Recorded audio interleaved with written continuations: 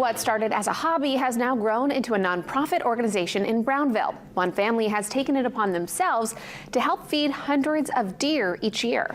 As you can imagine, it costs a pretty penny to feed that many, but as Allyssa Thurlow tells us, it brings joy not only to the family, but to hundreds of thousands of people across the world.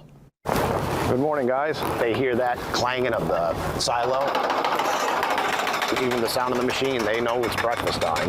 Welcome to a typical January morning for the McMahon family of Brownville. They're in their 16th season feeding deer to help restore herd numbers in the Piscataquis County area.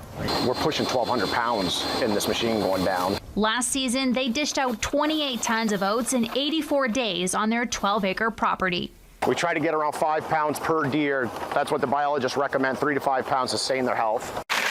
In addition to local Maine oats, the deer also enjoy a diet of acorns and apples. We go through 3 bushels. Each morning around 9 a.m., you can find hungry herds waiting for their meal.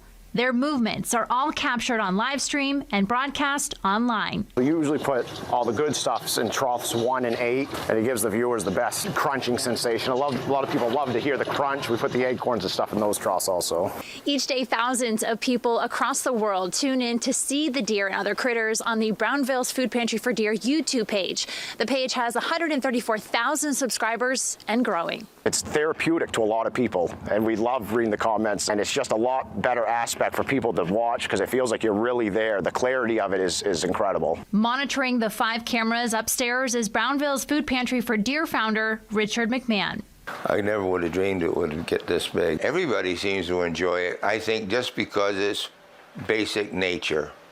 It's back to nature as close as you can get. Feeding the deer, he says, is his calling. He fell in love with it as a 7-year-old kid in New York. We used to put quarters in a little machine and get a whole handful of peanuts to feed the deer. I grew up on deer meat when I was a kid. Back in the 50s, this was pretty common here. But now I've changed. Instead of eating them, I feed them. He's still at it 71 years later. I feel good when I see all these creatures leave in the spring all fat and sassy and happy. Keeping them happy and fed takes a lot of time and money. Right now, they're feeding approximately 700 pounds of oats daily to 150 to 200 deer.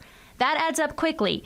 The McMahons say it costs up to $20,000 a year just for feed. To help with costs, they've started a GoFundMe. All donations directly fund the purchase of feed and essential supplies. We appreciate every penny that comes in because it helps these guys make it through the winter. Allyssa Thurlow, WABI News, Brownville.